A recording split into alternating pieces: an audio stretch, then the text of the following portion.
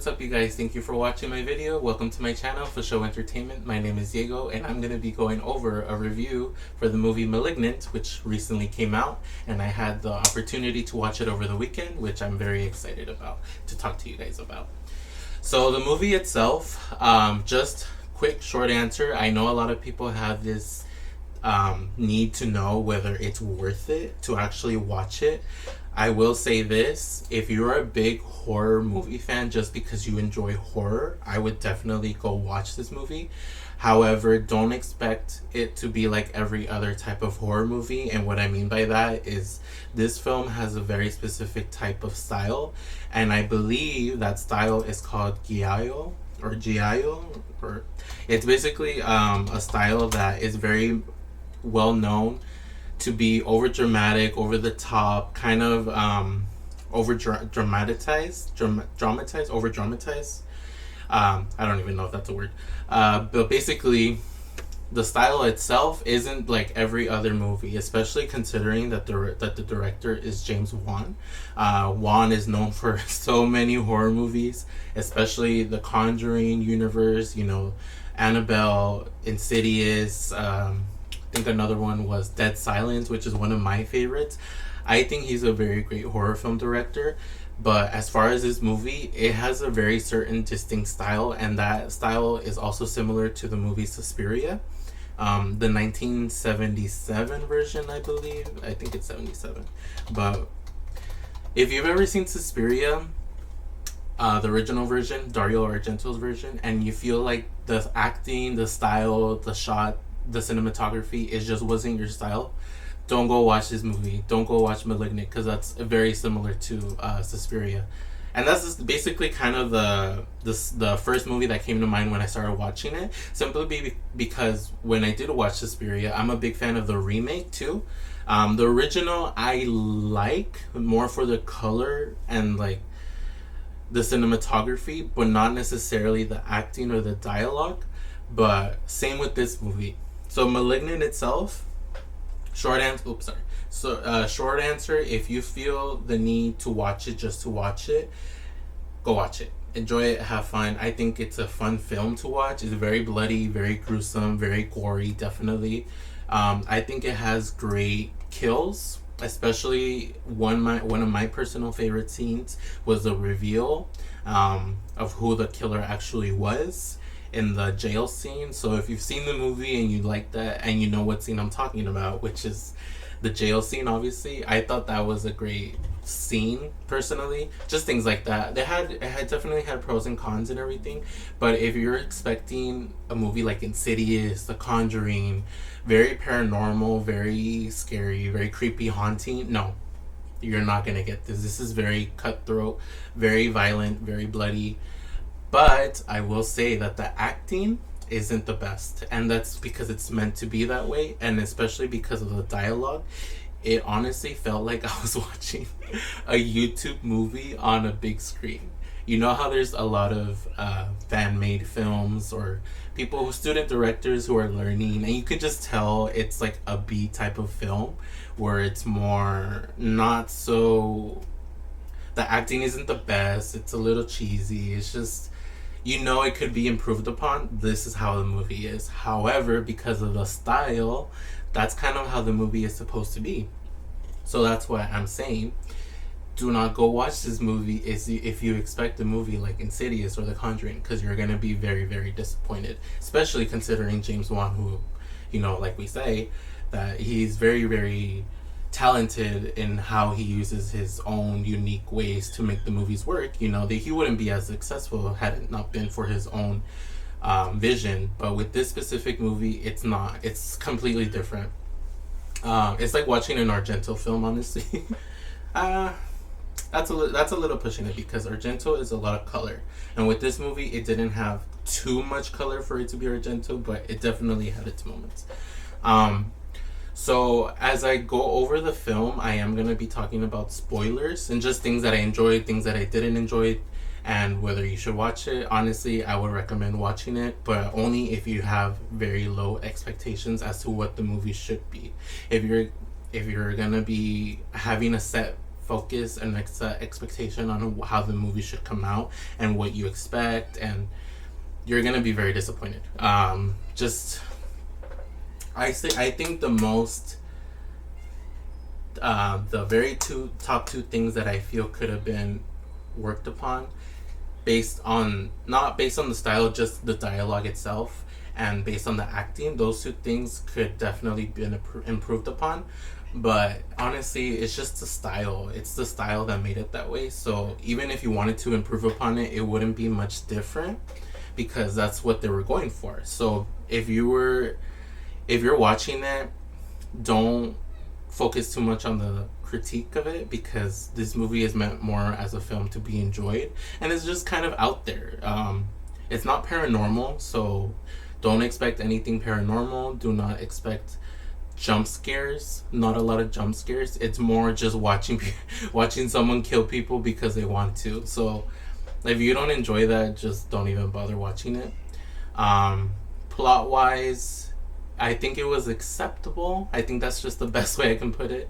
The plot wise was acceptable. It made sense. I was like, oh, okay. But it was definitely a little over the top as far as who the killer was. I believe the acting, on a scale of out of 5 stars, I would give it like 3 out of 5 stars. It's very average. Could be improved upon so much, but with the dialogue that was given, it wasn't very serious, if you put it that way. I knew right away it wasn't going to be that serious, especially from the opening scene at the hospital. So I am going to be talking about some spoilers. Just want to reiterate that. Just want to make sure. So spoiler alert.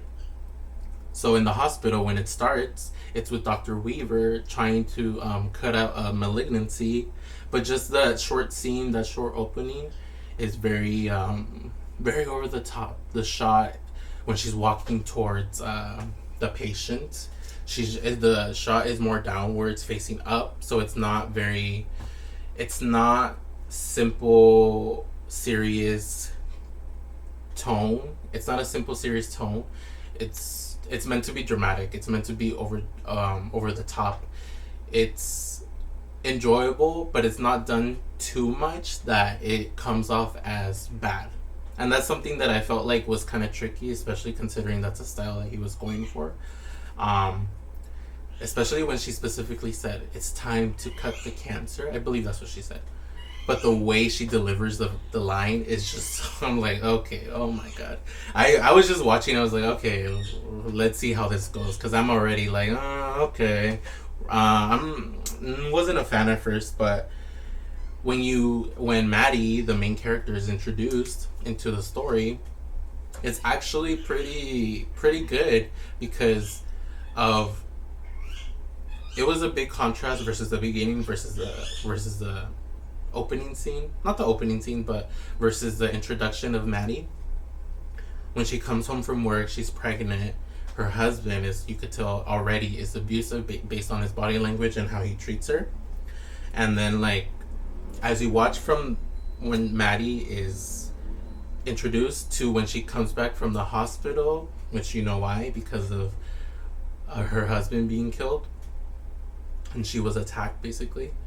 That first sequence I thought was pretty well. I enjoyed that part a lot, especially the review, the cinematography of how they showed the killing of the husband and how they showed the attack of Maddie.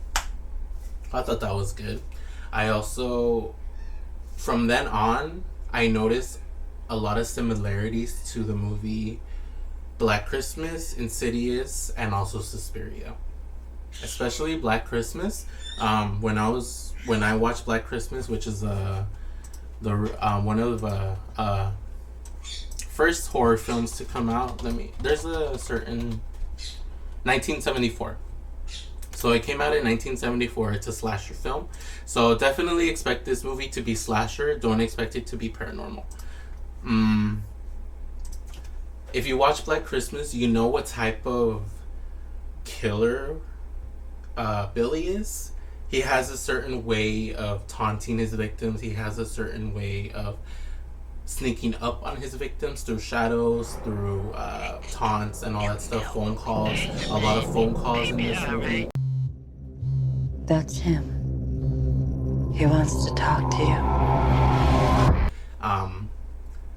And it has its own reason just because of who the killer is. I don't want to spoil too much either, but as I was watching it, I got a lot of that tone. I was like, oh, okay, the taunting, the hoarse voice on the phone, the intensity of the kill and the creativity, I guess you can say. Not necessarily that every single kill was creative, but it was, the weapon of choice had a meaning to it, and the way that the weapon was formed I thought was creative because it made sense due to the plot.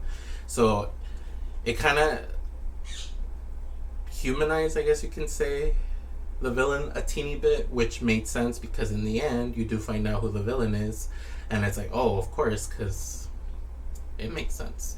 But as I was just watching the kills, a lot of the coloring reminded me of Suspiria, especially the motel scene where the other doctor was killed in his bed. I thought that was really great. Another thing that reminded me of The Conjuring, actually, now that I'm thinking about it, is I lost my train of thought. Damn. The Visions. There we go. The Visions. If you've seen The Conjuring 2, you know the scene where, what's her name? Janet. There we go.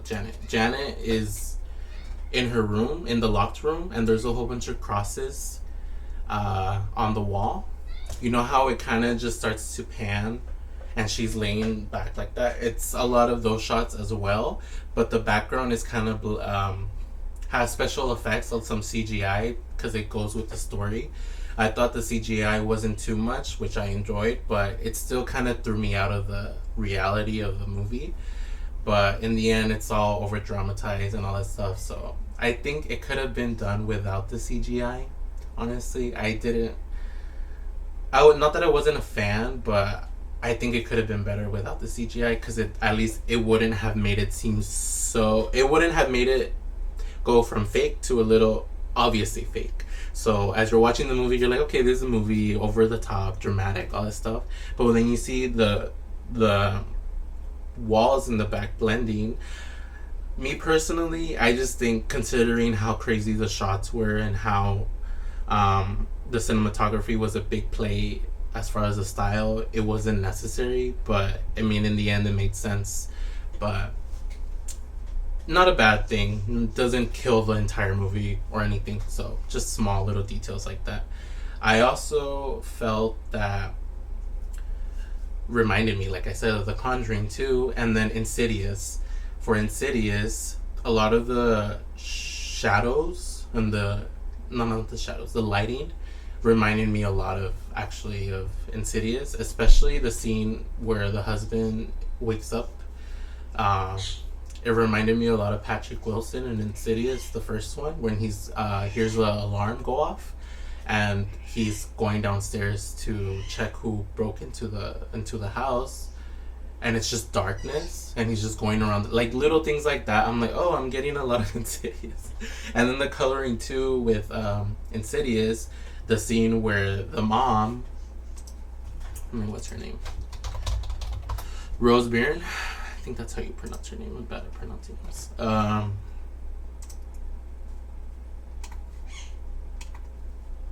Yeah, so the mom is taking care of Dalton. Renee. So Renee is taking care of Dalton, and you know how when she's taking care of him in the bed, he's already like hospitalized, and she checks the bed sheet and she sees a handprint. You know, the color is kind of blue greenish type of tint to it or whatever. That's the kind of coloring it is. So a lot of shadows, definitely. I thought that was good. A lot of darkness that came into play with the movie, which I thought was good. Now the villain himself, The villain himself, the killer, was pretty interesting in the way of his mannerisms, which I enjoyed a lot because it's been a while since we've had a villain or a killer or a slasher where the villain is actually has some style to him or her. What I mean by that is, like, for example, a good example is Michael Myers. All he does is just stand and walk and kill. Like, he's a walking killing machine. Versus a good example would be Ghostface, someone who taunts, calls, likes to play with you, and then chase and run after you, and brutally, honestly, kind of like that. This certain villain has a way of killing that I thought was very refreshing. It made me enjoy the movie a lot more than what I would have expected had the villain himself not been as unique. I don't want to say unique, as stylish as he was in his way of killing, in his way of moving, in his way of running, if you know what I mean, escaping. I would not have enjoyed it as much, but it was good. I enjoyed the acting of that. I don't want to spoil the ending too much, but there's a good ending sequence that I enjoyed. But towards the end, there are certain things that the way it ended could have been a little bit better, and what I mean by that is considering everything that happens, and then considering the ending, it felt a little underwhelming. And what I mean by underwhelming is that it just felt the way it ended felt too fast. But I mean, it's not meant to be a movie that's too serious. It's just meant to be more entertaining more than anything. Go in watching it with no expectations, because if you have expectations, you're gonna be disappointed. I went actually with my cousin, a family member, and she was confused at first just because it just goes straight to it. There's no introduction to anything. You learn as you watch. So you go straight into the movie, especially with the opening sequence. You're gonna be confused. You're gonna be like, what the fuck is this? You're gonna be like, what the fuck? Like, okay,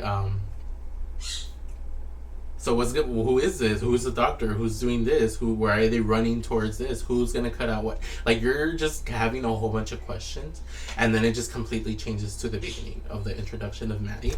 And then as you're watching her, you kind of start to root for her just simply because of her little story, of her storyline. You know, she has a lot of miscarriages, and her husband mistreats her because he thinks, he's like, why am I with you? Because you're like, what's the point of you being pregnant when you're always just gonna end up killing my babies? Like, intense things like that. So if miscarriages are a tough topic for you to watch, I wouldn't watch it. I would just honestly say, go in, watch it with no expectations. If you enjoy it, you enjoy it, but do not take it too seriously. Just a movie that you want to watch. If it's a one-time watch. If you really enjoy it, then you watch it again.